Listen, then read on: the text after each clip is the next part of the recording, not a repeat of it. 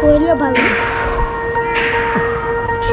এবার পাশে একটা দাগ দে। আমি কোন পাশে দাগ দিব?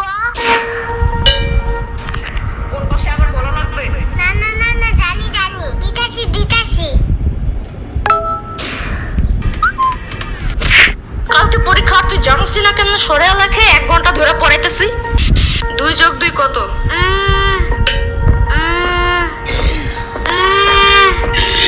মনে হয় 22। কালকে পরীক্ষা, তুই এখন কোস 2 আর 2 22। 1 ঘন্টা ধরে পড়াইতেছি, ছোট্ট গরু একটা।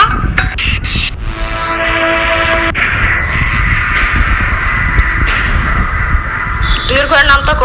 2 একে 2, 2 দুগুণে 4, 3 দুগুণে 3 দুগুণে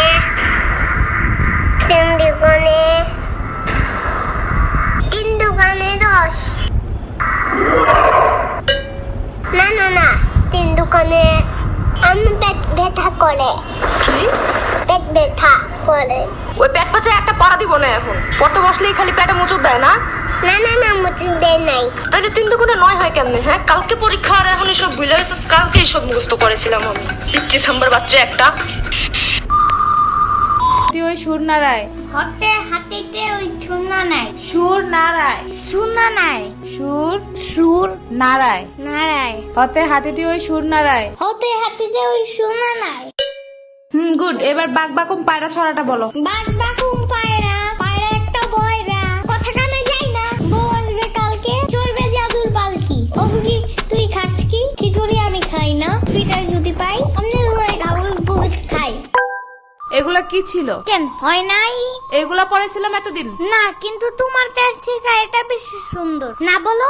ইয়ামিনের বাচ্চা, সাম্বার বাচ্চা। ওরে দেখো কেন? ওই তো মুখস্থ করাইছে এইটা। শ্রাবণের বাচ্চা। কতবার কমা, আমার কোনো বাচ্চা নাই, আমি নিজেই তো একটা বাচ্চা। বাচ্চার ঘরে বাচ্চা, ওরে কি শিখাছে এগুলা তুই?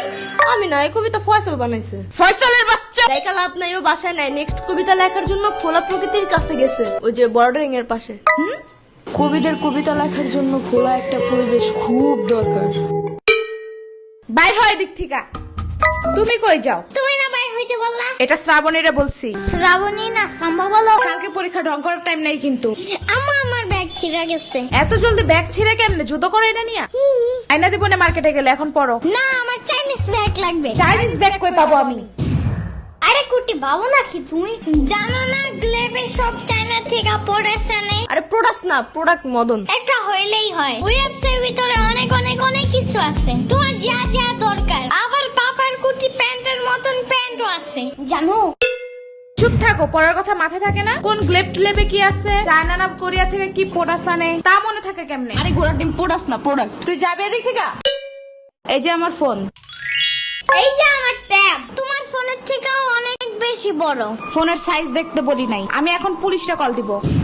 পুলিশ কেন? পরীক্ষায় ফেল করলে জেলে ভরে রাখবে, সারাদিন জোর করে বাদাম বাদাম গান শোনাবে, রাত্রে ঘুমানোর সময় ফিটারও দেয় না ওনারা। অনেক কানলেও দেয় না? অনেক কানলে ওনারা বামে আর মুখে কষ্টিপ লাগায় দেয়, যেন কোনো দিক দিয়ে বাচ্চারা শব্দ করতে না পারে।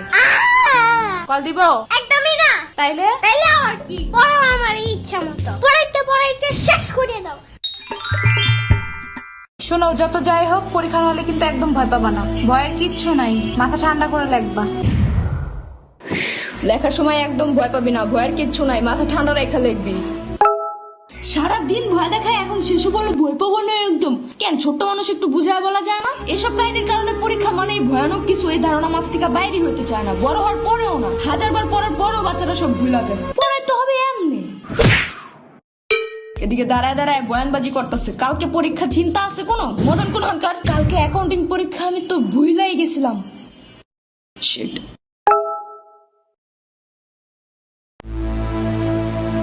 আমি পড়তে গেলাম। আর আপনাদের ইয়ামিনের মতো কোনো চাইনিজ প্রোডাক্ট লাগলে গ্লেব অ্যাপসে গিয়ে দেখতে পারেন। অর্ডার করার 24 ঘন্টার মধ্যে হোম ডেলিভারি, আর সবকিছুই ক্যাশ অন ডেলিভারি। আবার ওই অ্যাপসের লাইভ ভিডিওতে অনেক ডিসকাউন্টও দেয়। লিংক আমার ডেসক্রিপশনে দেওয়া আছে।